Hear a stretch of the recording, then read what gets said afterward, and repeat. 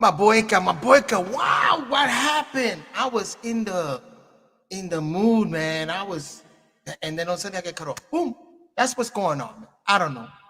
But anyway, you can't stop us. We won't stop. Can't stop.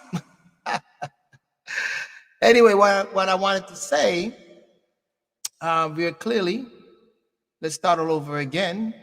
And that is where awareness goes, energy flow. Okay? And give me 1 second.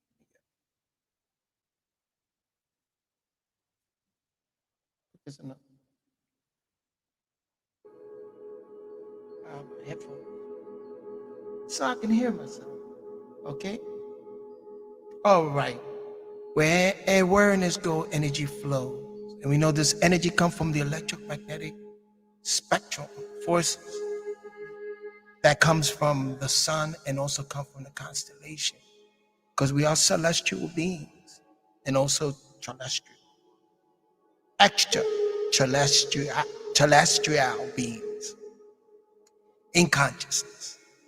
And we know that these electromagnetic forces, this connection to transcend beyond to those constellations is where we get our energy.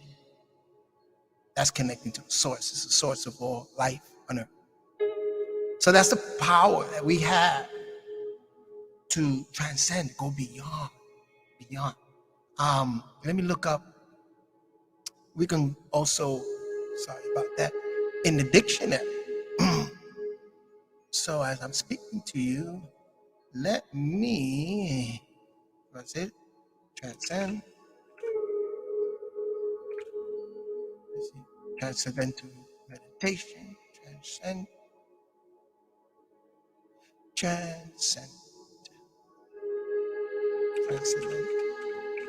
The meaning of transcendent definition.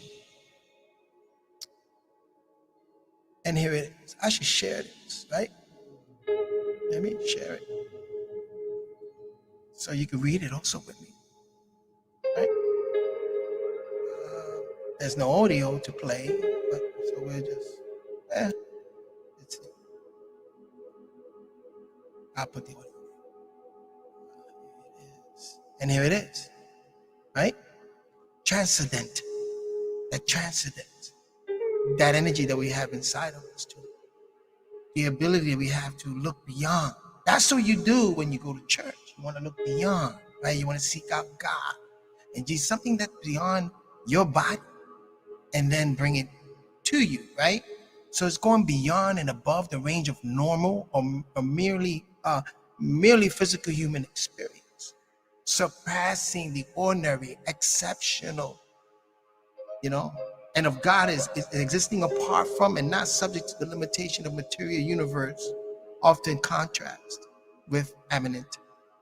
So the idea of transcendent is in a natural ability that we have. This natural ability to seek that heavenly, that airy, the constellation that going beyond our physical experiences. That's one of the natural powers that we have. And we'll speak about that more in detail. And that's why when people say the most high, but what do you mean? You mean the most high frequency? Because if you got the most high, you also got the most low. You are comparing it with something, right? So they say the most high. Right now, what is the most highest frequency that we get on this earth? Sun power. Electromagnetic forces is sun power, the spectrum. A lot of cultures just dealt with 7, which is the Roy G. Biv, red, orange, yellow, that spectrum, color, that frequency. But there's much more frequencies. As us students of a master teacher told about the black light, the ultramagnetic light, the ultra light, that it's another part of this spectrum. So this idea of connecting with the source is where we should be at, but it's been misplaced. You see, it's been polluted and has been used to hurt and to create, because of evolution, create religions, organizations that wanted to put a cap. You get it? The cap. That's the missing part. What you see in the dollar with the cap. They put the eye to watch that because they wanted to put a cap on that ability, natural ability that we have to transcend, to go beyond our physical experiences, to seek where no other world. You know what I'm saying? Like Star Trek. Because we're star beings. And we have this ability. You know? We in tune with those constellations and that whole movement in space. Because space is the container, and space is the facilitates the movement of energy, particles and energy, protons and phonons, electrons, you name it. And space is in a vacuum. So it facilitates the movement. Space itself doesn't move. It's a container, but it facilitates the movements of particles, photons, phonons for sound and energy. When we're able to harness that energy and connect with the source, then you get to see how doctrine and dogma could block it. Block. You get stuck in so much different doctrine out there. And I want to speak to all my church people too. Look up the doctrine of Balaam. I can look it up. Let's do that. Let's go online, people. Let's do that. Let's go online. And let me see, search up here, right? Yeah, let's go up here. Excuse me. And by the way, have some laughter. Woo! Yes. Happy. What? You gotta excuse me, man. I am, I'm on that natural high. I don't even want to play the song because then I don't want to get tagged again. You know what I'm saying? I need this information to get out there. You know what I'm saying? I appreciate for those who are watching. You're welcome to call in. If you have me on messengers, you can call in. And I should be hear the ring. I should definitely hear the ring, and I can bring you on, but not you. Your voice. If you want to call in, say hi, say whatever you got. Let me see. Now let me do this here. Oh, yeah. I got two keyboards going on at the same time, so I don't know which one to go. Doctrine of Balaam. Let's look up the doctrine.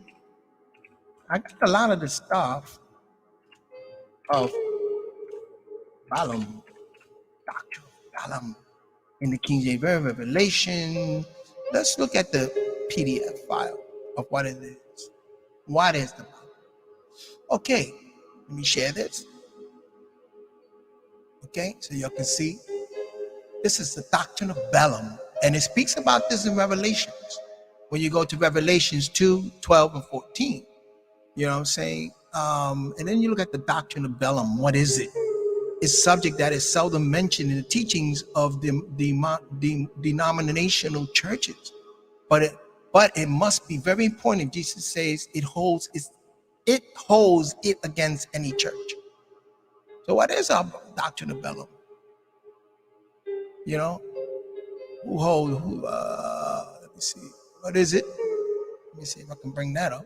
And here it goes. Okay, Revelation 2:14, but I have few things against thee, because thou hast there them which hold the doctrine. But and please, I don't need to discredit any churches out there, and I don't need to cast any doubt to any of my people out there, especially I got a lot of family members that go to church. But and it's true that the more you know, the more you're held accountable for. But this is something that is out there. This is something that we got to be aware, because this is part, when you deal with revelation, the revealing, you're dealing with the third mind, that first mind that reveals the world to you. And you're going to come across these things. It's out there, And if you read on, we must first mention this doctrine in the book of Numbers, chapter 22. It involved this doctrine, advocacy of race mixing. But Balaam's doctrine is a subject that is seldom mentioned in the teaching, right, of the denominational church. But it's important to know. Let me see.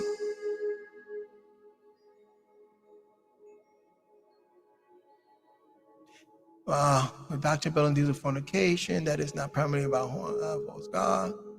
No, there's no. It's a lot. There's a lot to the doctrine of Balaam. I want to get the actual doctrine, document, and I have it. I have. It says that you really have to look into this. You have to read all this. I don't want to go into reading all this, because this is speaking about Balaam himself. You know, Balaam knew that no man could curse the nation of Israel because there is no enchantment against Israel. You know, every no so racial equality and doctrine of Balaam, talking about fornication. We're not looking at that. Not now. We got to go in depth with that.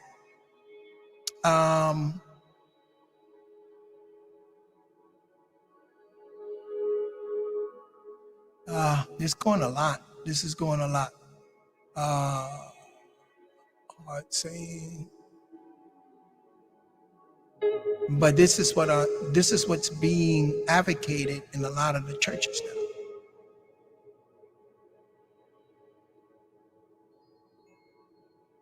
Has no basis in law, those Psalms and proper in the church.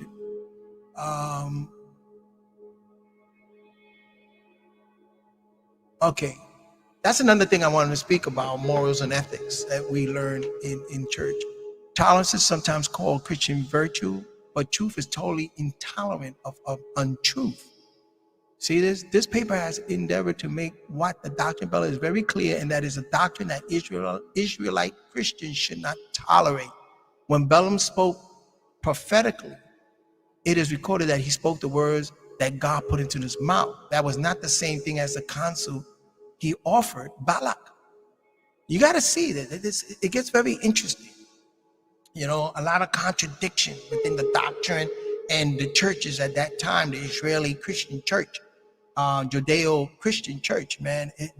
And, you know, a lot of this doctrine leaked over, separated and leaked over into the churches you see today. You know, because it comes out of that whole Judeo-Christianity. And you see how there was that, you know, there was a practice. I could have, you know, sorry about that. I could have brought up some more content and read it. What I need to do is on my notes I got on my iPad, I'm going to transfer it over to my desktop, and then that way I can pull up the actual documents, you know, and the actual law. This goes into an explanation of those laws, and it will take a long time to get into. But the point I'm making is that we have to be, these are doctrine and dogma, which blocks us from making that connection to the true source. And in indigenous practices and a lot of the ancient practices, it was all about connecting with that source. Solar power, sound frequencies from beyond, you know, the civilization, that advanced civilization was about connecting to the source, you know, on this planet, and harnessing those powers. It was a natural ability that we have. But again, it got replaced with doctrine and dogma. And today we have to be careful. And that came by way, and is a natural thing in the season, what they call evolutionary stage. And when that happened, all the natural nature connection, all that natural nature got filtered and polluted, and it became pantheism. And then from pantheism, it became religion, doctrine, and dogma. Because at the end of the day, It's what that pastor, what it's being spit out of that pulpit from your minister, from your pastor, from your deacon, is doctrine and dogma, especially they belong to a certain organization. How do I know? Because, hey, I went to a private school in junior high school, Seventh-day Adventist. And then being raised up with a grandfather that was very religious, a reverend, wanted to start his own church in the Bronx, in Puerto Rico, was connected with the churches and stuff, and the doctrine and dogma. So I know, because I grew up in that. And then when I went to private Seventh-day Adventist, at that point in my mind, I was analyzing, having debates with some of the teachers about certain things that they were trying to input in my consciousness, that I was like, that doesn't make sense to me. Because remember, falsehood is when the pieces of the puzzle doesn't fit. Imagine a puzzle board, right? The pieces, right? If the pieces do not fit perfectly to create that big picture, that's a lie. That's a false. So you have to manipulate that falsehood and see where it fits. That's using paradoxical thinking, where it fits. And then when it fits perfectly together in that puzzle, that's truth. So a lot of times in religion, they give you pieces and pieces and pieces. So you got to make out your personal truth. You got to analyze, you got to reason, you got to think about what's being, and you know what? It's changing. It's changing. With the amount of information we're receiving now, it's changing. And we at odds with, we as humans have to now exist with what they call the digital world, the AI world, because a lot of people don't understand what all that is about. And that is all about fractal technology and fractal and quantum physics, right? And fractal. But that's again, a constellational thing. That's a universe thing, a multiverse, nature thing. But as humanity, we're getting to the point where there are people that are leaning more into that technology and using it to block or to replace natural nature. Replace it and create a new doctrine and dogma in that industry of high technology. That's what they call the fourth industrial revolution. So what does, let me bring this up. So what does the Bible say about this? Right? Let me see. I suggest that everybody go to the Blue Letter Bible. Great study tool. Yeah. Because you get a lot. You can put in inputs because it gives you the Hebrew, and then it gives you the Hebrew, the Aramaic, and then it goes into that language and that culture. You know what I'm saying? But yeah, it's something here.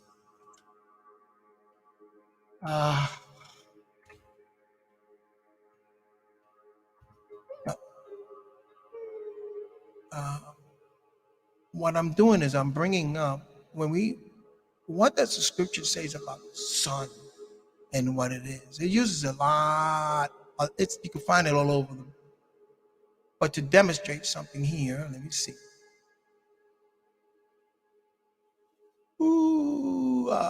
Here you go. I'm gonna bring this up. Here, take that out. Remove that.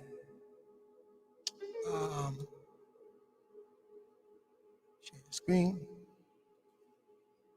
going to bring up what the Bible says about it. Okay?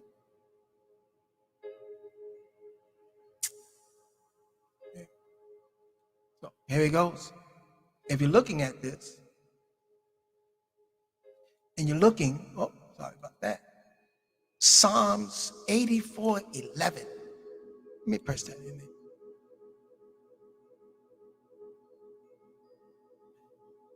It says, for the, and there's other translation for it, but just using the English translation. And Psalms 84:11, for the Lord God is a sun and shield. The Lord will give grace and glory. No good things will be withheld for them that walk upright. Now, how would I view this? What does it mean? It's not saying that the Lord God is like the sun. It's not comparing. It's not separating. It's saying is the sun. And I wanted to bring up the actual Hebrew text. Man, how do I bring up the actual Hebrew text? I gotta navigate more to this blue letter. I have it on my phone and it's different. Well, Strong's. Here it goes. Here it goes. So when you look at the word Lord, right, it's Jehovah. Israelites would say Yahweh, Jehovah, Jehovah. Those vowels are interchangeable sometimes, right? But here is the Hebrew text of it. The existing one, right? Yahuwah, the existing one. The proper name of the one true God, pronounced acceptable by appointed. Now, in Sufism, in the what we were taught in this multiversity, and the answer of multiverse is you got Hua is the, when you deal in this, like for instance, when you deal with Islam, you deal with 99 attributes, right? And then the one secret names was Hua.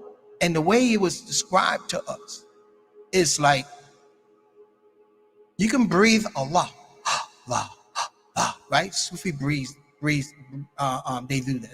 That's a practice that they have. Excuse me. Sorry.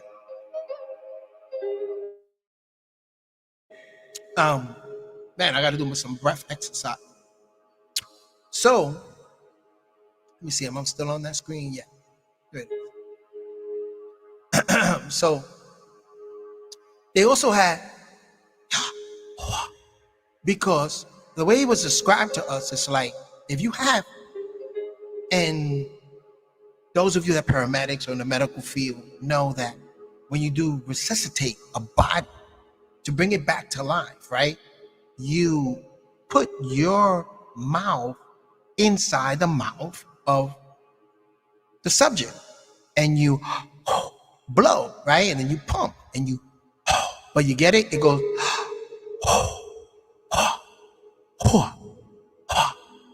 that the way it was described. Okay? And Yah always mean, he that gives life, the breath in me, brought me back to life. Okay?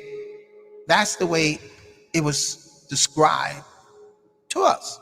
And it makes a lot of sense when you look at it. And that was the sacred name of the Most High in terms of that culture. In that culture. Okay?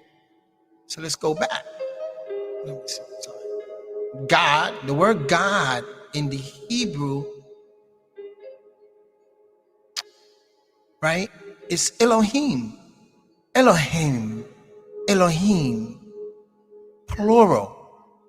Elah is like saying la, la, la, la. Right? Breath. When you go to Genesis, he breathed into man the breath of life, and man became a living soul, right? The breath. La. Elohim is a plural of the spiritual ones that breathe life. Their character personality bred life into this cultural expression. So the heme is a multitude of beings. Heme. That's another clue, right? When you study language and you study clue of Ibrahim. Why was he named Ibrahim? Because he was the father of many, plural. He was a Ibri, that traveled. Those people, Ibri, were herders and cattle, and they farmers. Farmers, they were cattle. And they traveled. And as they became a multitude, they became the Ibrahim. They had the culture of the Elohim, the culture of Ilah. And the source of it is El. El was the source, and El is also, when you look at the source, you're looking another name for the definite article, the definite one that gives life on this earth. So this is just going into that Hebrew. That's Elohim. Now let's look at the sun. So these beings, right? The Yahweh, these beings that were bringing life, electromagnetic, bringing life, that electromagnetic spectrum. I'm going to take it to another reasoning, another view. These beings, physical men who had the ability to bring these, right? They were the Hua of the Elohims. They were chosen. An office was given to the Yahuwah. Certain Elohim became Yahuwah. They were able to give life unto the mental dead, right? Bring them back to life. Mentally, the mental dead. Those were your Yahuwah Elohim. In that culture, I'm now speaking to you about this cultural practice and what the folklore leads and what they believe in overall. Now let's look at the word sun. Shamash. Transliteration, Semes. Shamash. Right? Having been to all kinds of healers and doctors over the last 20 years, I've experienced firsthand how my thoughts, beliefs, and emotions sunrise, the east, the sun setting, the west of direction. That means east facing, going west, because the sun rises in the east, right? Or it appears to be rising at the east, and then it appears to be setting in the west. That's giving us life, that keeps our heart beating and digesting our food. And also Shemesh, pinnacles, battlements, shield, right? Shiny. Has the ability to heal itself, given the right environment. 90%. It alludes, it takes you to the idea of this enlightened light rising from the east, setting its direction to the west. So these Yahweh Elohim is Shamash. Enlightenment beings, sun, stars. Enlightenment beings coming from the east and shedding their light unto the west. So this is what it describes. So the whole idea of this electromagnetic frequency, and really the sun, it appears to be coming from the east, but the sun is constantly illuminating. When you deal with now, go beyond doctrine and you go connecting with the source, you're like, that's why they say the east, the west, the north, and the south all belongs to the Most High. Because you understand this. So as the perception of man became to look at things from a critical point, not paradox, but critical, the brain magnitude has been dumbed down and started creating or I would say dumbed down, wanted to create doctrine and dogma as to keep, control other people, or to keep that ancestral pattern alive. You know what I'm saying? That we're losing more contact. And they started to replace a connection with the source, with the doctrine and dogma. So here it is. When you look at this, let me go back. So the ability to give life were those shiny ones who were the enlightenment, who were like stars, suns, and they were a shield to the Yahuwahs. Give you grace and glory, no good things will be beheld for them that walk uprightly.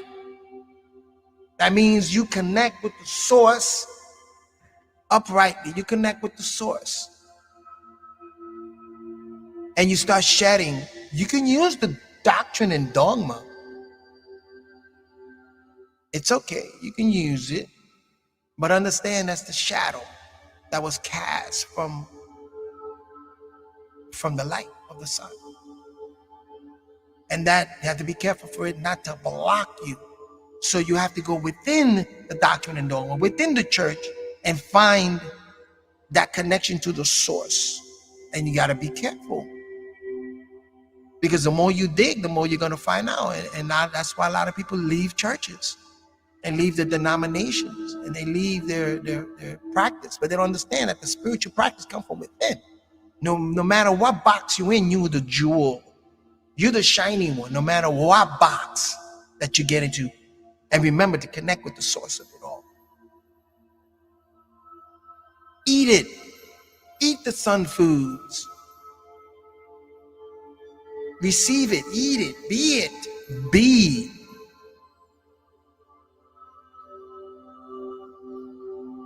Because that's what the earth is. It's be. It harnesses its earth electromagnetic force that it collects from the sun. Yeah. What else? So there we go. It's right there in this. And remember that this book, the Bible, and they call it the Word of God, has been transliterated, and there was other Bibles that existed until this King James version. You get it? It's a version. So there are many other versions. King James is not the only version. And the New Testament and the 7-day, no, there was older ones that led up to this one. And I wish I tell you, I got to go my tablet and pull out those and send it so I can pull them up right here. I can't pull them up right now. I did a lot of searching and I pinned it on my tablet. So, but if I can send that to my email, and then that way I can do these presentations and you see this one. So yeah, the only, one thing that I do appreciate about organizations sometimes, like churches and stuff, is the fellowship where you meet people. And yeah, if you start speaking about how in the scriptures talk about crystals, when Daniel seen the glory of who was it, Daniel and Ezekiel seen the glory of the Most High. They seen crystals and light and emerald and describe that. If you go to church speaking about that, you have to watch them and wait a minute, this is in the Bible, but you're not teaching this. You don't want to hear this. You think you label it taboo because it doesn't fit into your format. And I'm not saying to do this and to have, you should have debates and discussion within your church. Any person that stands up on the pulpit should be questioned. You have to test the spirit, But then again, like I was saying, that secretly, a lot of churches are following the doctrine of Balaam and that becomes, in their particular paradigm, dangerous. Dangerous. When you have a pastor and you have a church and people are able to listen and make that sense and says, yes, is this in that, and yes, that is a practice. Remember, the Israelites, the plates that they were all crystal that represents the 12 tribes, right? Were crystals. Certain crystals represent certain tribes. So it was a practice that they had. They practiced. But it's been lost, because I'm saying, when Christianity came in, and they were interjected by these doctrine, the Nicolaitan doctrine and the doctrine of Balaam, which is the strongest one.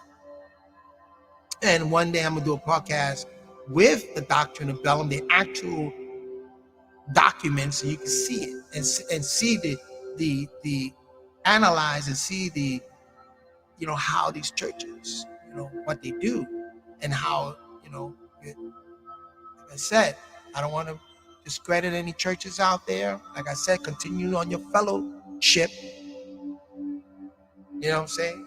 Because it's all based on the Masonic principles. You know what I'm saying? So fellowship, get to know people. But it can get a little dangerous when you start opening the Bible and really reading for comprehension. Oh, I got a call here. Let's see.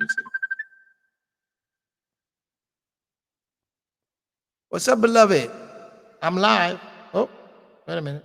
I can't get him. What happened? What happened?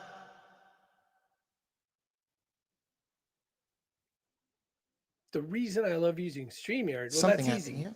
I can make Chris Brogan. Something happened. I think she tried to call in. This nice elder sister, man, come from the same school. But yeah, I'll just continue on. That, and it's not only in Christianity, in Judaism, and a lot of groups out there. You got political dogma. You got in the world of Black consciousness, you have a lot of political dogma in that. You know what I'm saying? The Black awareness is being aware of Black that has been given to us. That's not in the African way. A lot of Africans just adopted it because that's what started to, under certain men who were, they were very enlightened to a certain point, but not everybody is perfect. Okay, yeah, I got somebody. Okay, let's see if I can answer this. Hello, Rahubat. Rahubat. I'm live, baby. I'm live. They can hear you. What's going on? Say hi to the people. Rahubat. Rahubat. Applaud, baby.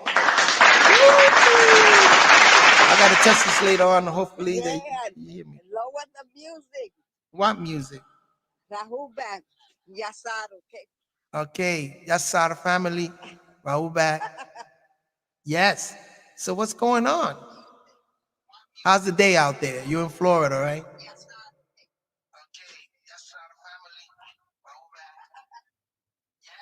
You listening to yourself in the background? No. I can hear everything. Yeah, it's a little cold out here, but it's sunny. It's sunny. It's sunny and cold. Mm-hmm. What do you think what I was speaking about? I don't know what I'm doing wrong. Huh? You might have to bring down, because I'm getting, you're in the background, but it's fine. I mean, we want to listen to yourself. So what do you think when I was speaking about, we're in church now. This is the Red Church. Taking people to church. Remember the Church of Caras, and dealing with the mentality, because I got a lot of family members that are very church-going people. I grew up like that. ¿Tú me oyes? I think I lost a sister. I wanted to get her perspective. That elder sister comes from also that school of thought, man.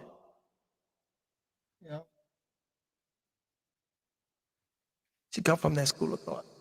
I'll wait till she calls back. I don't want to bother anybody. But yeah, we're going to bed. You know, so for all my people out there, even Bible thumpers, man, I'm almost always available for anybody to contact me and let's have a dialogue. I don't think we need to do a lot of debate, but sometimes, you know, if the presentation, you see, because debate, the art of debate is very different. You know, you have to have your sources, and I can do that. You have your sources and you have your premise, and you have your time, allotted time to actually put forth your findings, you know what I'm saying, or your appealment, you know what I'm saying? But I can have a simple conversation. You know, I'm interested. And what in this day and time, what's going on with the churches, the people? I mean, I'm across the street from a church over here, and I do see that Sunday it does get packed. But then I see after a certain time, people, whoop, they're jetting out. But what did you learn? What, you know, if it ain't the fellowship, or, you know what I'm saying? We have to be careful because churches, fellowship had always been the ground, the foundation to community.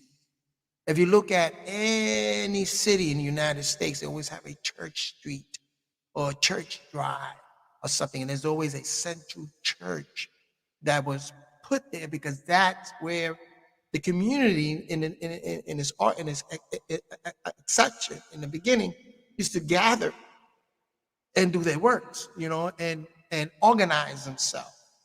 Those are Masonic principles. Organize himself at these churches, the fellowship and all that, and the community thrive and grow and grow and grow and grow. You know what I'm saying? So it's always at the core, you know? So it worked for some people. Some people it worked. Some people were very, very aware and cognizant that it was a doctrine of Balaam, and they took that and made it work for them. They made that work. But then the masses of people, they will hide that from them. Excuse me 1 second.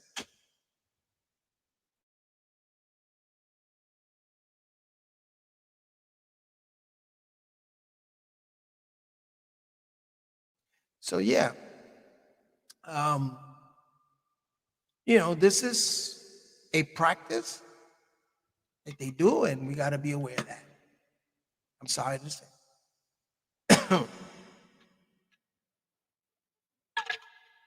that you're exposed.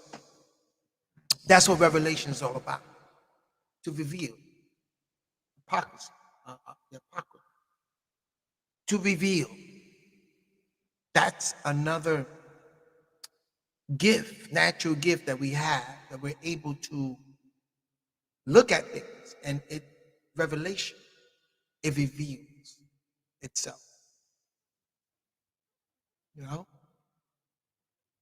And so I care for my people, my family members. Like I said, you know, a lot of us grew up in religion. A lot of us grew up in Pentecostal, Catholic religion, you know, all the different doctrine and dogma. Because again, the civilization amplified that shadow self. When you deal with doctrine and dogma, you're dealing with the shadow self. The light self was the idea, when it comes to doctrine and dogma, was a connection to the source of it all, the sun, right? Shamash, that connection. And that's been replaced with doctrine and dogma. Now, there is a being that do manifest, because I think character and personalities continues and manifests. That's in the breath, that's in the spirit, in the air. We're going to get into that conversation some other time. But there is a being that it speaks about in ancient time. His name is Thoth, Tahuti, Yanun, Sananda. There is actually not Sananda, Yanun, okay? Ohi, Yah, of noon, light, right? Of all those constellations, the knowledge of all the constellations. So Tahuti in ancient Kemet was that being. He was always depicted with a green hue. It's when religion took over and named it Melchizedek, the archangel in religion. Michael. This character and personality in ancient Kemet, the green hue, the green one, was Tahuti. He was represented by a ibis bird that you find in South America, because he was from Atlantis. And he had the capability, again, the spirit, the character, and personality had the capability to transcend and to travel and electromagnetic forces, because he was in tune, he was engulfed in the electromagnetic forces, able to what? Incarnate. Incarnate. So Latin words. If you speak Spanish, you can see that. Reincarnation. So this being has the ability to, and what he does is bring like a doctrine, reforms the doctrine. He's giving you what you want, but people want doctrine and dogma. They want that shadow stuff. They want that black magic. Well, he gives you that. And he replaces and he puts all those doctrine and dogma, those pieces of the puzzles together.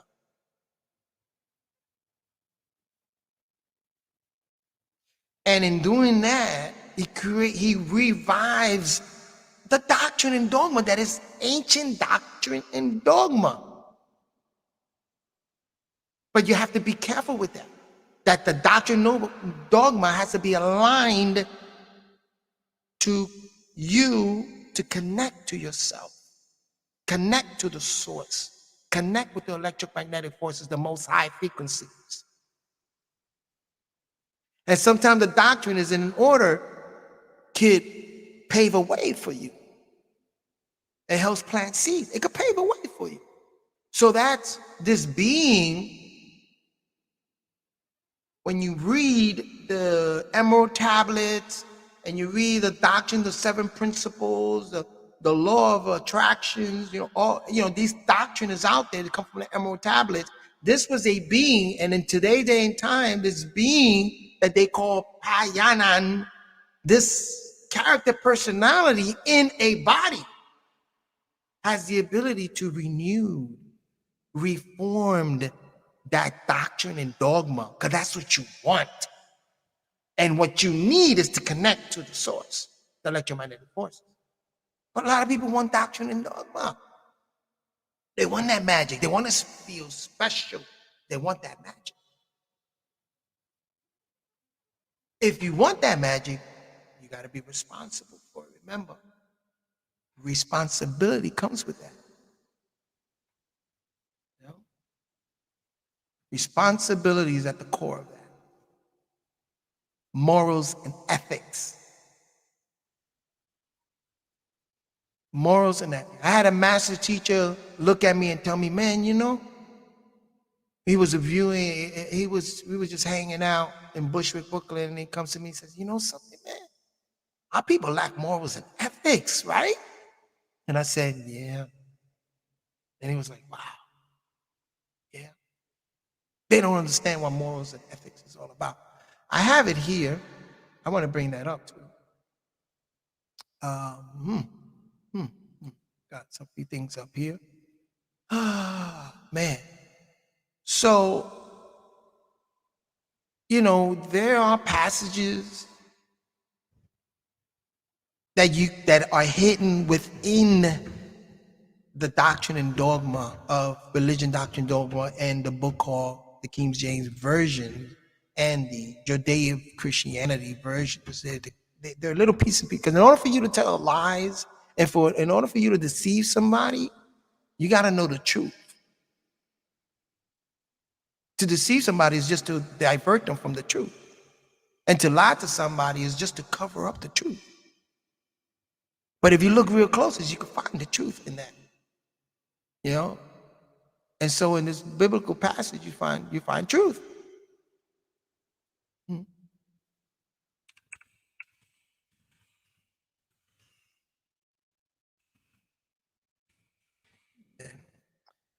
Okay. There's something I'm bringing up. Sorry. Here. This is a book. Oh man.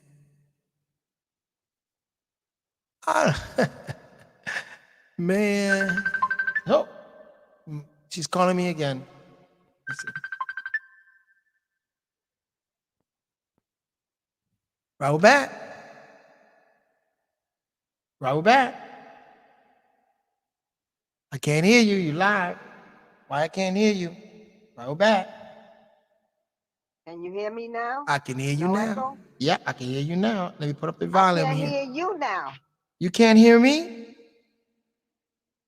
Oh my goodness, I can't hear you at all. Oh man.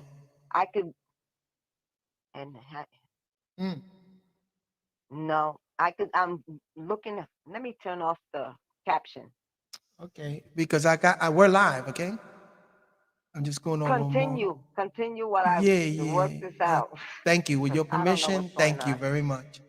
I might have to go out Oh, I again. gotta pin this. Yeah. Okay. I got you. That's my sister elder there, who also was a student in the Ansarullah University. And for those who know, the Ansarullah Multiversity. You know, so she shared very important things, lessons with me. Oh man, I'm trying to find what are the three kinds of. There are much more ethics. We're talking about morals and ethics here. Man, I had a list of actual.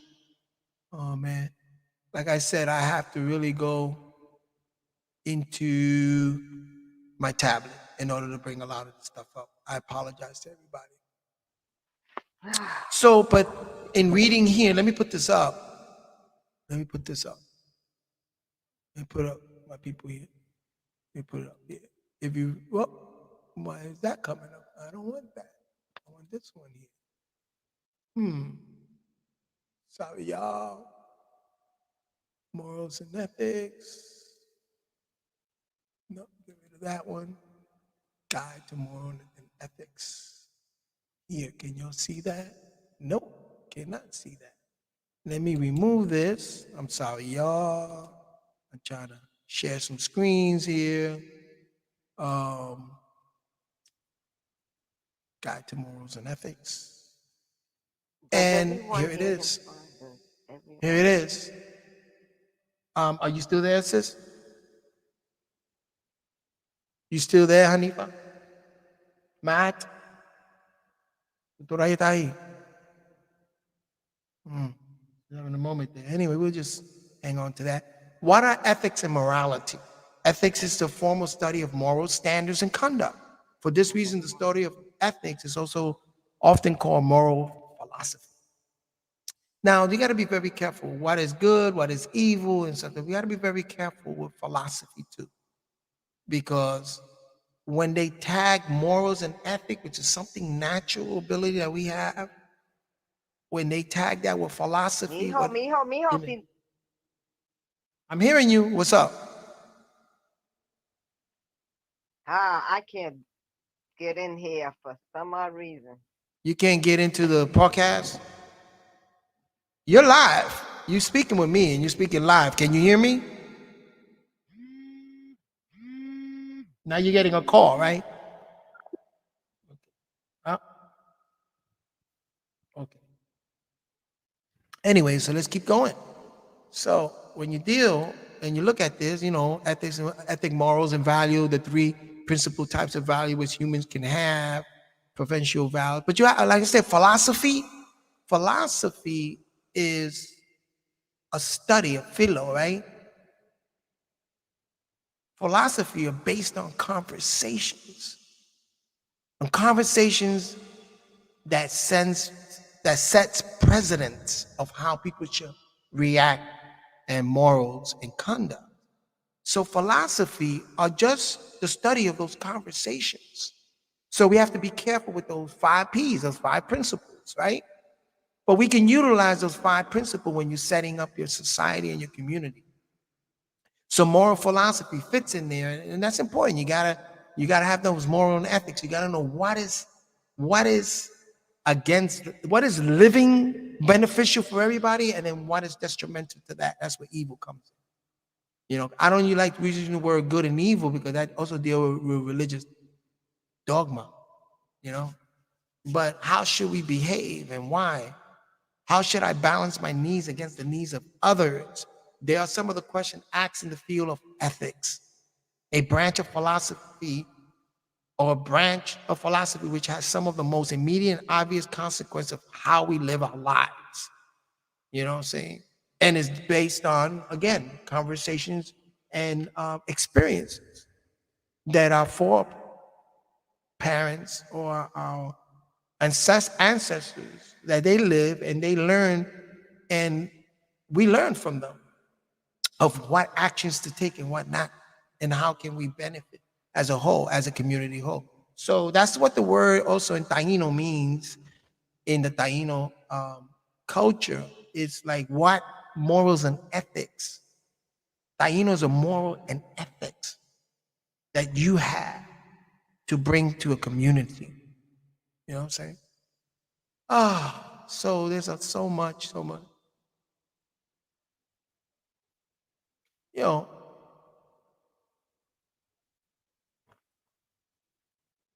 know, so that's the study of ethic, morals, philosophy. We look however, the mere appearance of such word does not mean that most automatically a statement about morals.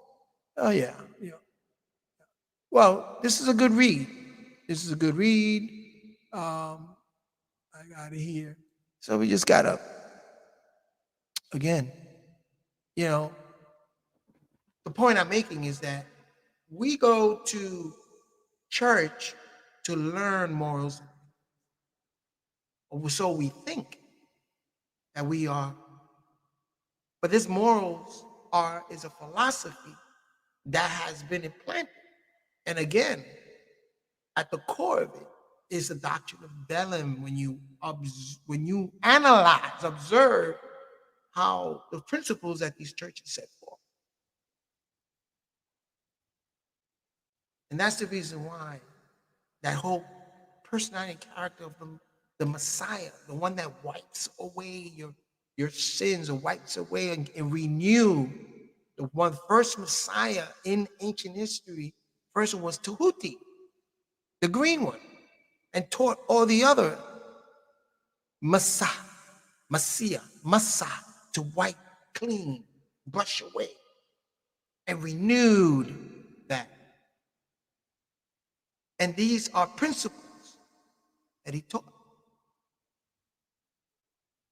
And this is what you see in Revelations. But it's infused, it's disguised in there. You just, you break up a fragmented principles, fragmented ideas, which is the pieces of puzzles, but it's all chaotic, controversial, it's all chaotic and at odds with other doctrine. And that's how you get all these different types of doctrine, which leads up to different type of denominations and churches. A Seventh-day Adventist doesn't agree like a Pentecostal. Pentecostal, we eat pork or whatever, but a Seventh-day Adventist won't eat pork. They're more in dietary laws. So the doctrine, it could be at odds. But then they all say it's all about Jesus. It's all about it, Jesus. I don't care about that doctrine and dogma. It's all about it, Jesus. But the mere fact that you say that, Jesus, you got to look at what the tonality of where that stems from. I'm sorry, you got to be careful these days. If you want to live as enlightened, the path, if you want to go into this path and learn how to see, if you want to grow into this is connecting to the source. Hold on.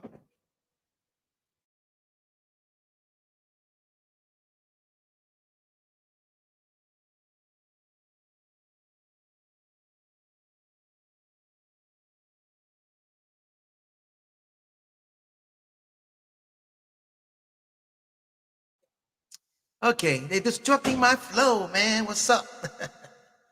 But yeah, you know what I'm saying? Where was I?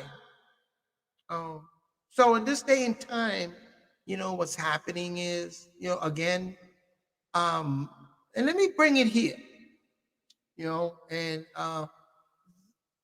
you see, again, the electromagnetic spectrum, these forces, are very, very important. And like the sun gains a lot of its energy from the other constellation and from the center of the galaxy, its center of the galaxy. There are many centers. There are many vacuums within the constellation, within that space. And if you study engineering like AutoCAD and you study microstation, you get to learn this, how you can take space and through equations, mathematics is the language of that cosmos. You know what I'm saying? Mathematics is a system of the cosmos.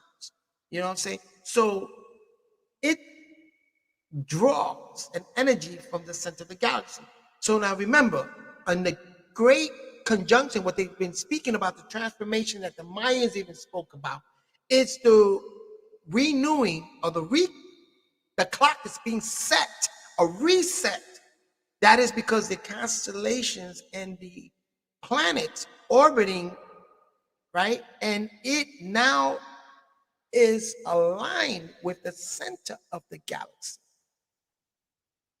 where those planets takes in that electromagnetic forces, right? It's aligned with the center of the galaxy, and it has a clear view, because normally it will be in a mist that have certain chemical properties or whatever that's create parasites and all that. So the Earth was at a different setting, and the planet in the solar system. But now it shifts, and so it's over this mist, and it has a clear, you can obtain information. The sun now is drawing in this clear information, and that can be funneled through your very being. This is the science. This is what many can't do, and they don't, and it's very, it's controversial, because again, you have people that dedicate themselves to the shadow self, doctrine and dogma, and they feel that this type of conversation is not important. They don't understand that this conversation, this knowledge, this reasoning is connecting to the source. So you're able to analyze things paradoxically. You're able to reason things out. Re a sun. Again, you're harnessing this electromagnetic information. That it becomes mathematics, it becomes tones, it becomes colors. Man, we're at a time right now, and we're resetting, and we're gaining this energy, this force. And these are what these guides were leading us, creating that path, Chruch, for us to go. You know? And so when you go to an institution and a building, an edifice, where it has its protocol, it has its rules and regulations, it has its doctrine. Just be aware. You don't always have to be at odds, because again, oh man, I gotta find it. Oh my. Of this different, man, I gotta find it. Morals and ethics. What are the moral? What are the three kinds? Oh man. Oh man. Oh man. Ooh. There was a man, it's in my laptop. Yo, excuse me 1 second. Let me go find it. Okay? Just give me 1 second. Let me take a break. Let me see. Let me offer something here. Break time. Let me bring up something here. Healing chakra. A more comfortable fit that protects and flexes with you. Depend. The only thing stronger than us is you. TripleByte helps software engineers get offers from top tech companies.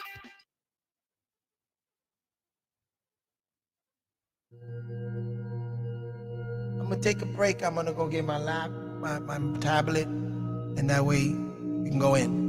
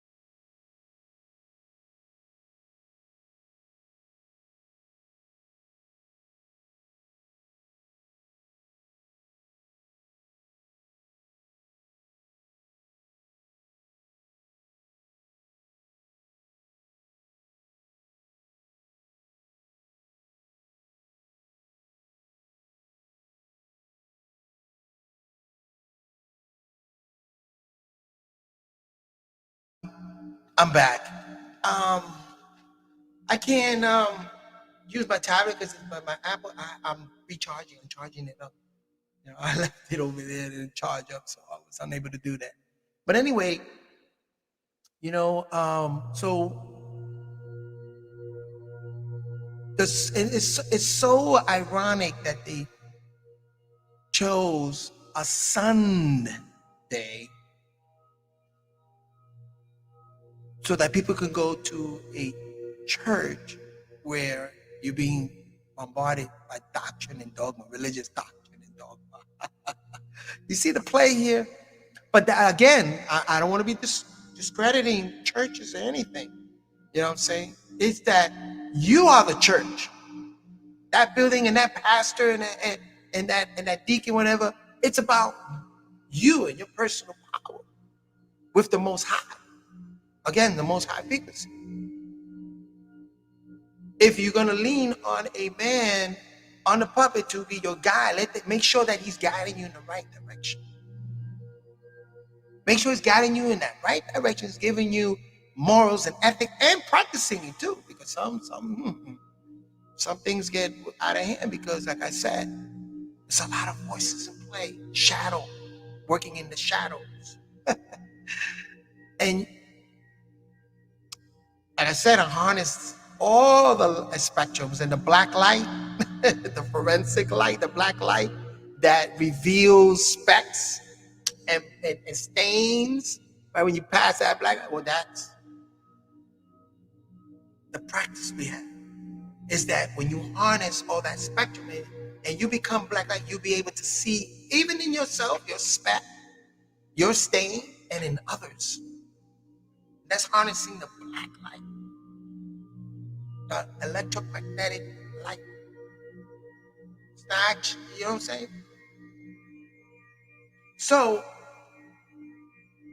in the whole paradigm, which means the whole habitual conditioning, right?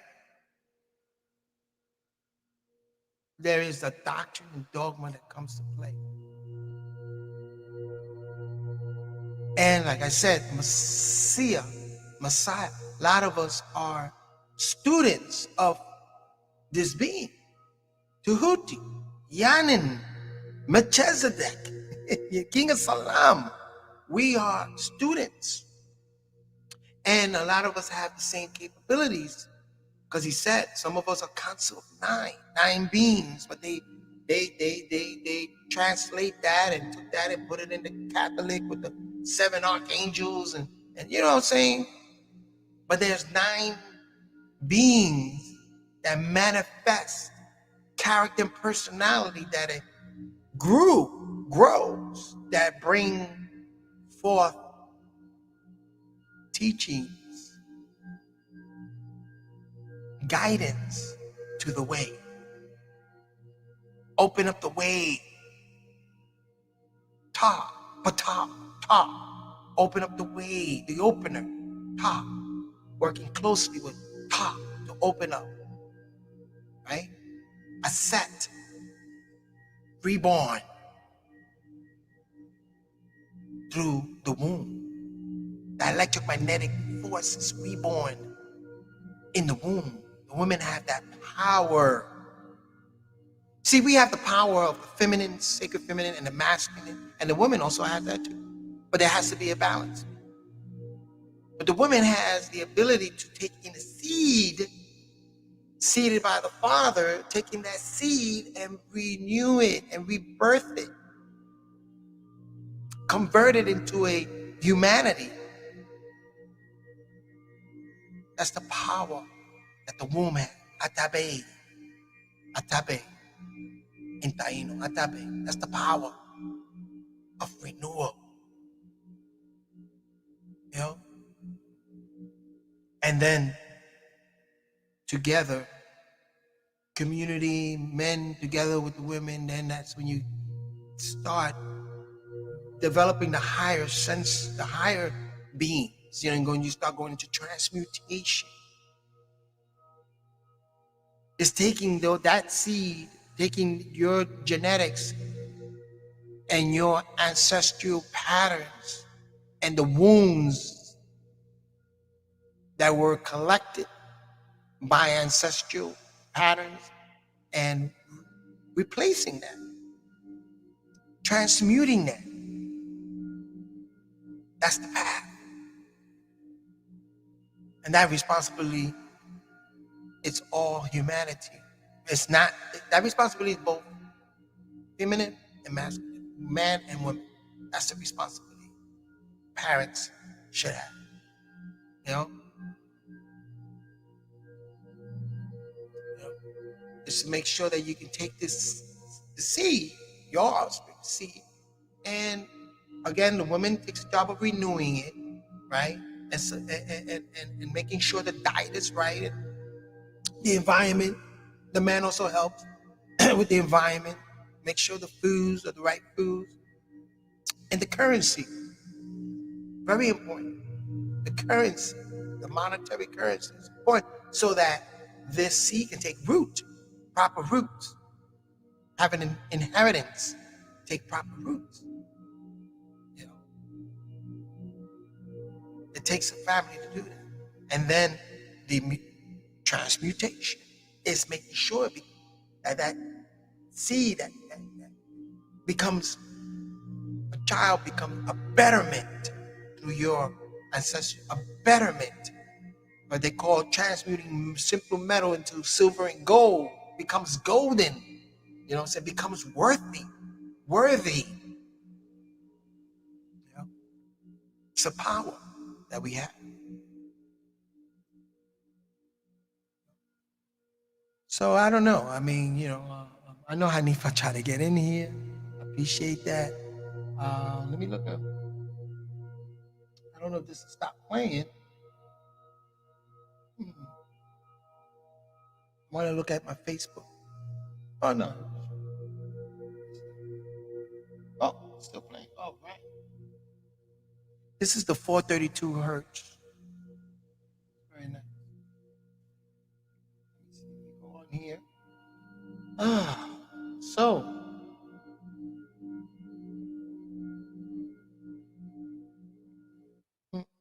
This is the 432. All right. Oh, I do have some people on here, and yeah, I'm going back into the chat. Okay. And that is, won't it be wrong to say Jesus never existed? No, it would not be wrong, and neither it won't be right. Because for some people, Jesus do exist. What is his existence? You know what I'm saying? Things exist. Certain character and personality exists. It just happened that it exists for the European. Oh, here goes. He's trying to call back in. Hold on. Hello? Hey, peace. Oh, no, todavía. Yeah.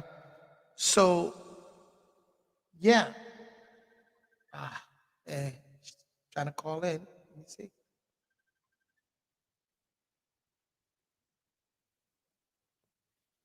Yeah? Can you hear me? Yes. Okay. you It hear says me? we'd like to video chat. You want a video chat? Can you hear me? I can hear you. Can you hear me? Yes. You trying to chat? You trying to video chat me? You want to put it on? Un momento. No, no, no, no, no. Oh, I got you. No, the people can't see this. No one can see this. So if you want, I'll take that back off. Okay. No, no video chat.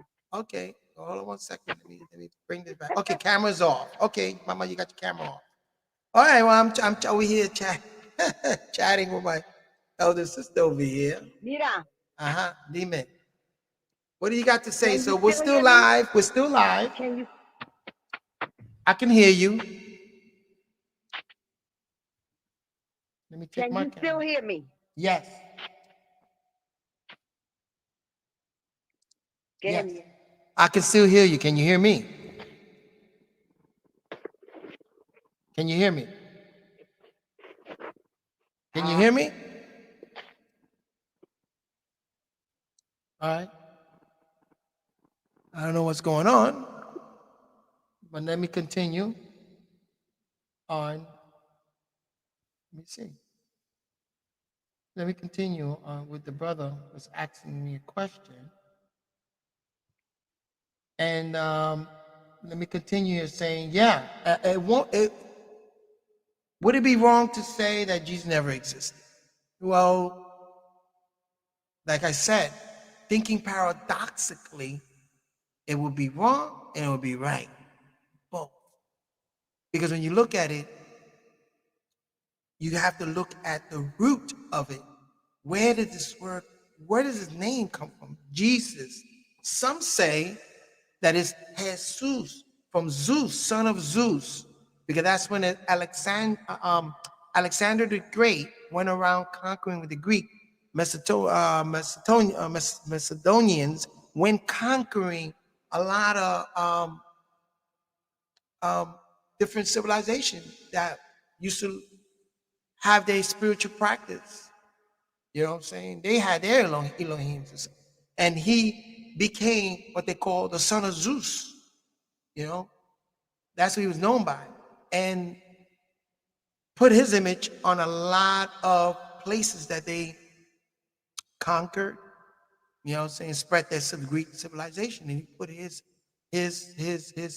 image out there. And so some Christianity, Judeo-Christianity going to Greek, say that that's where Jesus come from. It's really the son of Zeus. And who was Zeus in Greek mythology? Was the head of all the other gods, was the most high God. You know what I'm saying? That's pantheism. They replaced the sun with Zeus. And in doing that, the son became son of Zeus, Jesus. That's a doctrine. You know what I'm saying? And then when you go into the biblical and you read it, his name was not known as Jesus because that's the Greek transliteration. You have Yeshua. So within that paradigm and that culture, Yeshua existed. It's just that all those, like I said, you know, it's been fragmented, you know what I'm saying? And pieces, bits and pieces here and there and there. So the truth can only be from you taking those pieces of puzzles and putting it neatly together and coming to say, okay, Jesus, Yeshua is real for some people that practice that culture.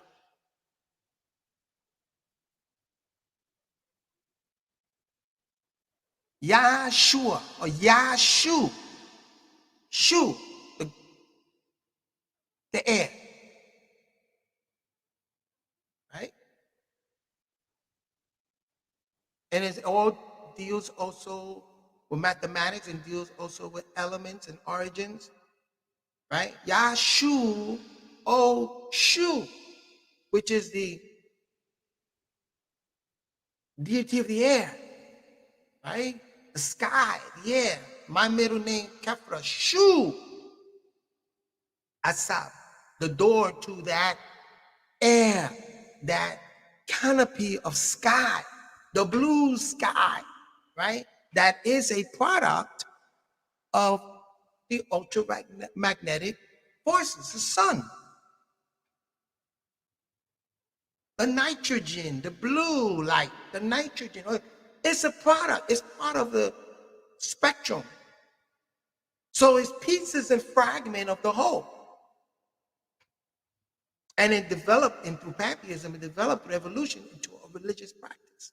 But you can go really, really deep when you start connecting to the source. You go really deep.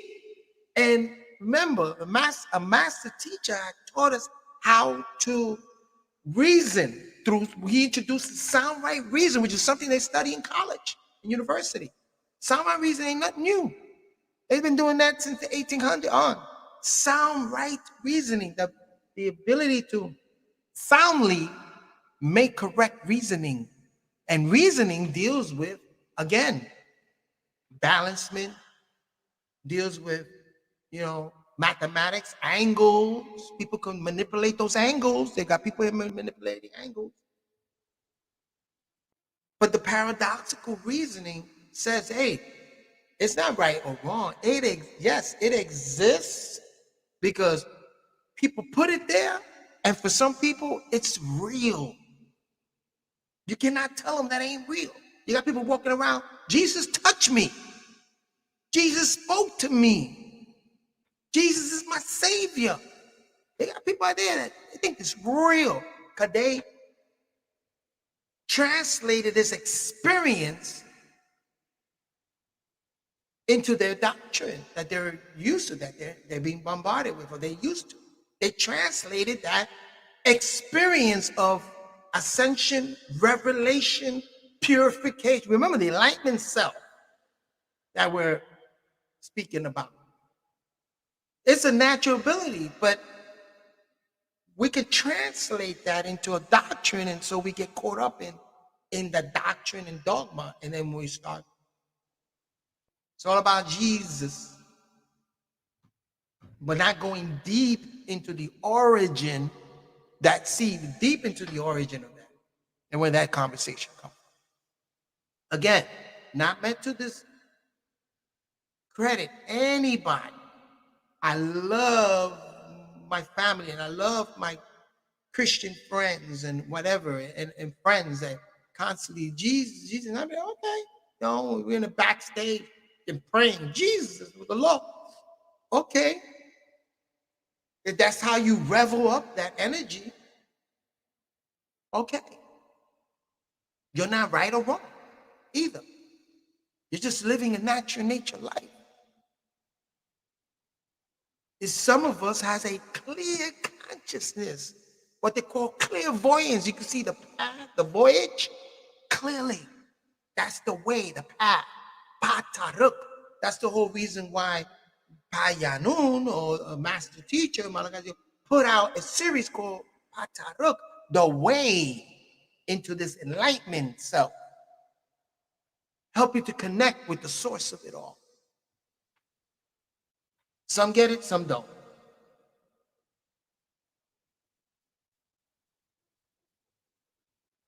Shout out to Kahil. The sun is the sun. Hooray.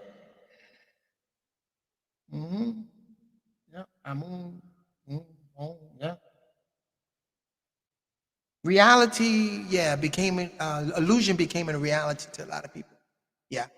But we're in a time right now, again, because of the great conjunction, the transformation, and the resetting to clear out that air. You see how the planet, there was a lot of pollution or something, the pollution started dropping, clearing out the air. and they all ran and they all gave the credit to COVID-19. But this is something that resetting was bound to happen. The Mayans spoke about it. You know what I'm saying? The wiping, brushing, masa, the Messiah, the what they call Messiah consciousness, the Messiah awareness.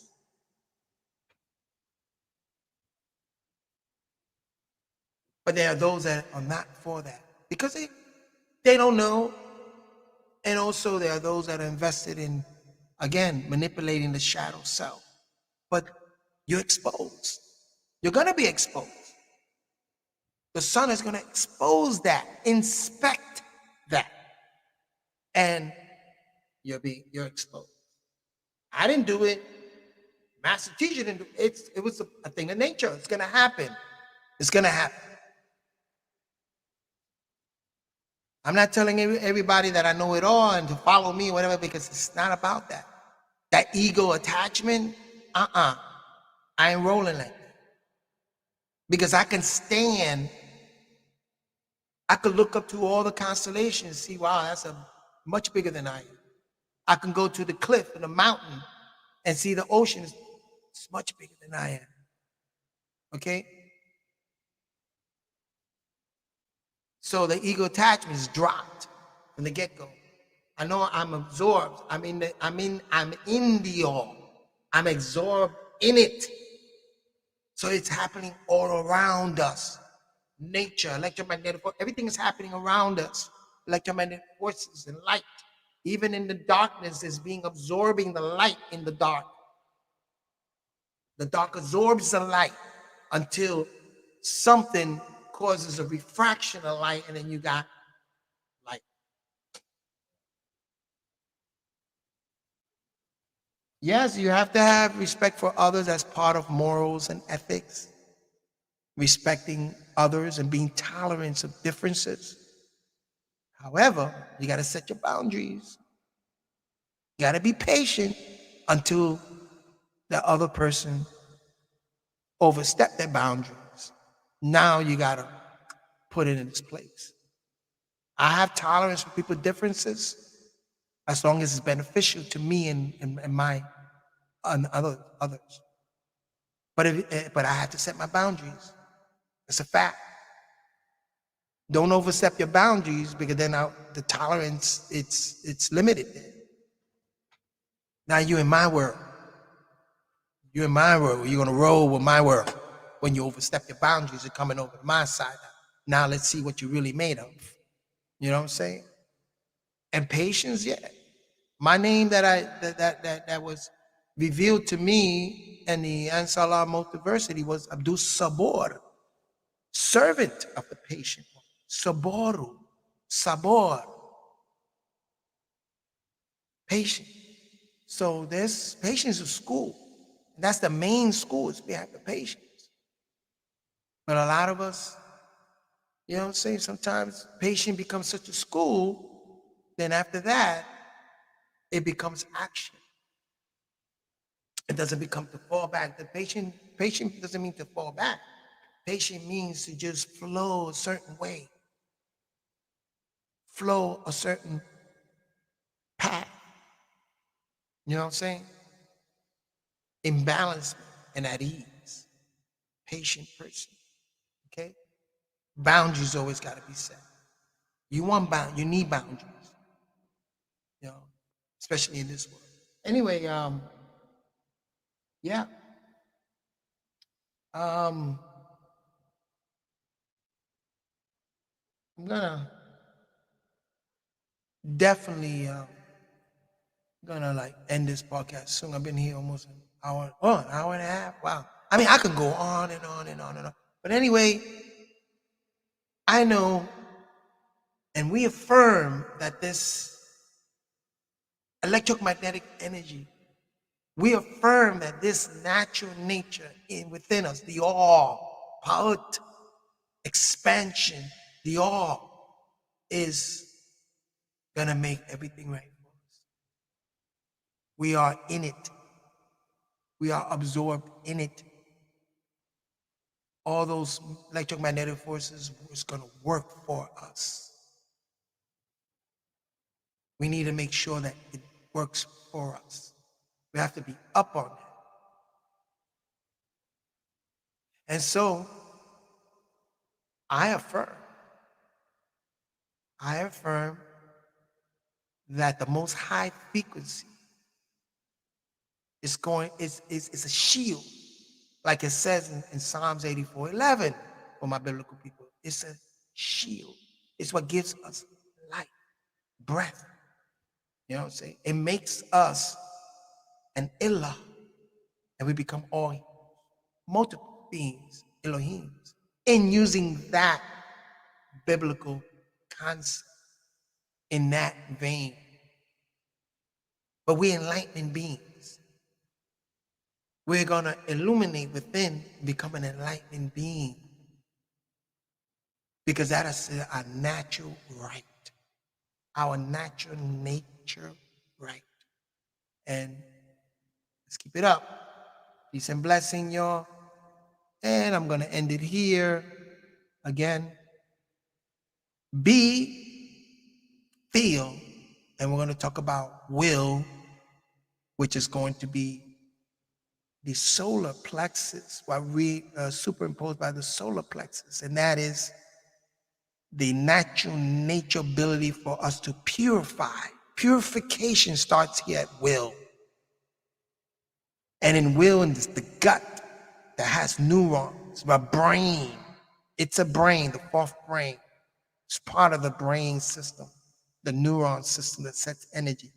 And this coming here, feel, actually it's connect, feel, and will. There's one missing down here, connect. You know, electromagnetic forces, the earth electromagnetic forces, to connect with that ancestral power, right? Feel, and will. All of this is part of the subconscious. Under the awareness is a subconscious that exists there that is being controlled by our habits. When our habits is in tune with the top part, right, then we're perfectly balanced. But sometimes we become so habitual in certain things and it's not working for us because we're out of balance. And the Gupt is right here. The axis of it all is right here. They use the word love, I use the word caring, unconditional caring, and it's right here. The green, right, the middle, the axis, the Gupt is the caring, the harnessing of that particular energy center, that natural nature, you know, to balance the top, the speak, see, and know has to be balanced with the be, feel, and will, and also the connect. Okay? Sister's calling me again. Let me see. What's up?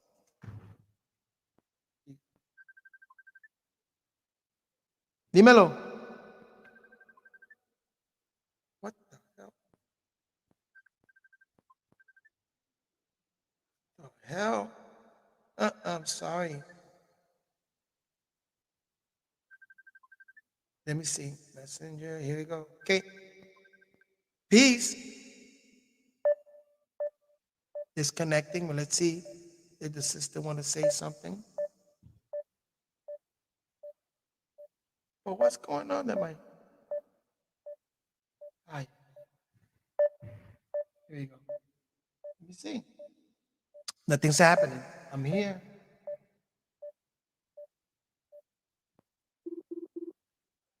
Yeah. Beloved, I don't think it's going to happen of bringing you close here. Ashok. Thank you very much, my brother. Kahil. Yeah, this is occurring now in Paut. Paut. Paut. Paut. It's a diphthong. Ah, right? Ow. Pout. It's a diphthong. Mouth. Not from the gloat. Ah. Those are diphthongs. That's how we speak. Yeah. Pout. Pout. The expanding. the order. And then you got ifut. Idfut would be the chaos, what they call the breaking up, the fragmental. But when it's all in order and it fits perfectly together, it becomes true, it becomes paut. Ashuk, divine love. Ashuk. And I'm glad and my brother enjoyed the class. Very powerful brother too. And I'm telling you, this was a great school, and we're still in school. The doctrine. I went to NYU. And yeah, and as you grow older, the lessons you receive from these universities, you still could apply it now, and you can still, you grow with it. And same thing with the Ansarullah Multiversity, Ansarullah University. We used to call it the University of Truth. That was the name that we gave it, the University of Truth, back in the Ansar days. And it's the Ansar Multiversity, and there you had, and people say, well, man, it was community. Listen, I've been to New York University, and New York University had a bookstore, it had a music department, it had classrooms, it had restaurants, it had all those things at another scale, of course. So when you walk to Bushwick, we had our music department, we had a studio, we had the Hall of Knowledge, classrooms, we had a restaurant that Umi ran, we had our bookstores. Sometimes you would grab certain books, you were told to get those books and let's go to class and let's build on this information. You're answering questions, classes, seminars. Man, it's a university, a multiversity.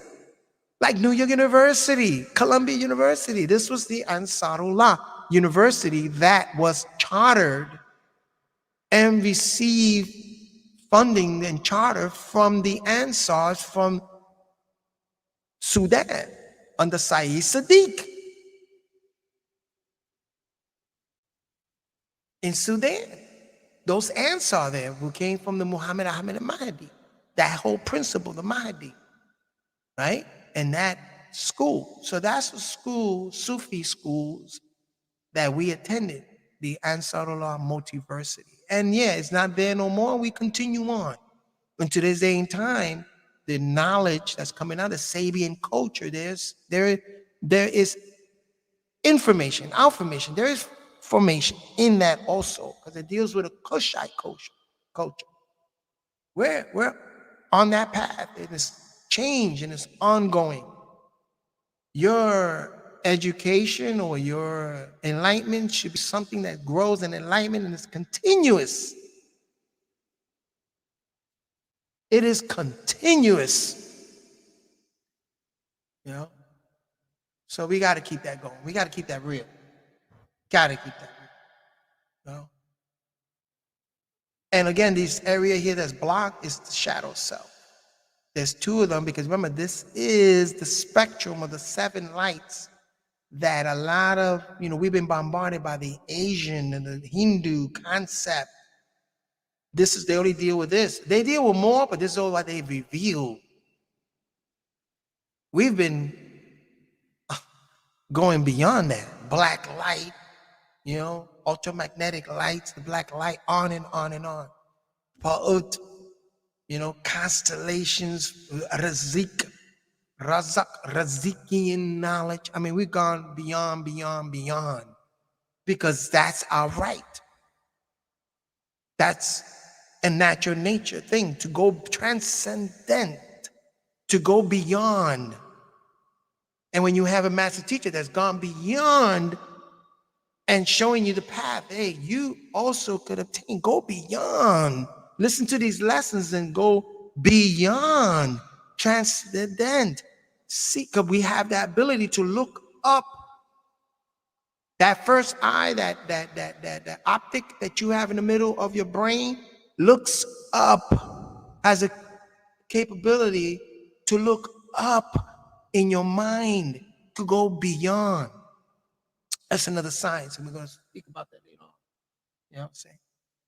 Yes, becoming is very important. When you become, it's because you have your survival root in place, and you have a balancement. Fear, the fear of not having food to eat, the fear of not having a bed to lay your head on, the fear of not having that fear can block your ability to survive. But you can use that fear, okay, to transform it into survival mode. And then when you're in the survival mode, guess what? You renew yourself with the proper foods, the proper environment. Your household becomes your sanctuary. Your kitchen becomes your pharmacy. Your house becomes your spiritual, your transcendental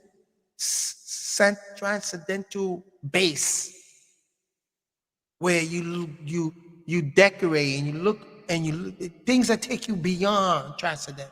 I got crystals, I got musical notes, you see in the back, beyond tonality. You know what I'm saying? That my house is surrounded by music. I got my drums. You know what I'm saying? These things are practice that we all need to harness so that we can become rooted. Our environment is conducive, our environment for those seeds that our ancestors planted, right? And we're renewing it with becoming. B. Here it is. B. That's the root. Not the earth magnetism. It's the root. You know? 9 mind reason. Yes, 9 is the highest number in the whole system. 9, the 10 becomes a 1 and a 0. 9 is the highest. Yeah, and that reason is when you, again, your reasoning, you go beyond. You test those grounds. You go beyond. That's transcendence. That's a natural nature that we have. That's right. You're right, my brother. 9, that's what they call it, 9 mind, the 9 ball series. I read that series and it took me, again, beyond. But I got to keep taking the step. And of course, there's dogma and doctrine mixed in there, but you gotta, again, that's where wisdom comes in. You know what I'm saying? You collect the information, then you overstand it, you stand to reason it, and then you put it in your actual practice. The children. Yes. So that's deep, my brother. Yeah. My brother's dropping cold words. He's dropping language, that, hey, that's our way. That's our way. You know what I'm saying? That's it. Transcendent. Go beyond. Look into that self and going beyond. Don't get stuck on just these doctrine and dogma. Go beyond. Test those grounds. Test the spirit. Test those character, personality. Test those spirit. Go beyond. Go beyond, because that is your right. Don't get stuck. And when you look at the box, there's jewels in the box. When you have a jewel, something that you have that you want to preserve, you put it in the box, right? A jewel. But you got to go in the box, pull out those jewels, and put it on your breastplate. Put it on your breastplate, those jewels. I've been through Christianity. I took out those jewels and I put it on, right? That's what patches for, right? Medals, those jewels, right? And Judaism, Mohammedanism, science of mind, right? Or the philosophy, the scholastic venue, where it's also scholars, because I listen to a lot of these scholars debating, whatever, that's doctrine and dogma also, that are coming from a university perspective. That's doctrine and dogma. There's other principles and other informations, right, that are gained by experiences. Actual experience, human experiences. You know what I'm saying? You can't read that in the book. You can read the book, but you got to experience it. You got to actually be there. But some people get lost. They get lost. But you know what? Those of us who know, let's pull their coat. Hey, wait a minute. Something ain't right here. Let me seek to reason with you, understand you paradox. Now, I don't want to be critical. I don't want to say that you're wrong and I'm right. I don't want to say that. I want to say, hey, well, how does this just pans out? No, not pan. How does this balance out? How does it balance out? How can it be beneficial for me and beneficial? And I want to hear your consensus, your argument. How does it benefit you? You know? And if it benefit you and it benefit the whole, then hey, by all means, let it be. Okay? It's tested and it's truthful. It fits perfectly into the puzzle. When more people start speaking, when more people start thinking like that and speaking their truth and start harnessing this enlightenment power that we have, you know what I'm saying? Then you see, you know, a very productive, a very groundbreaking conversation and very productive and beneficial for a whole. You know what I'm saying? But it's work in process. And listen, like I said, I could stay here for a long time, but I'm gonna end it right here. Love, Chruch, and Sihi in Taino, Chruch, divine love. Go and see sacred love in Taino. And for my Spanish people, mucho amor. Amor lo más adelante. Pa'lante. Adelante. You know what I'm saying? Don't be afraid to take it to that beyond state, that transcendental state. It has to fit with your paradigm, your habitual has to balance in with that beyond thinking, reasoning. They has to balance itself. And that's done at the access of the caring. The wisdom is coming from here, from the caring. You know what I'm saying? So we're gonna, Sister Maat, Elder, yeah, gracias to you too. You know. So peace, blessings, salam, shalom, all the good greeting, ciao, peace, I'm out.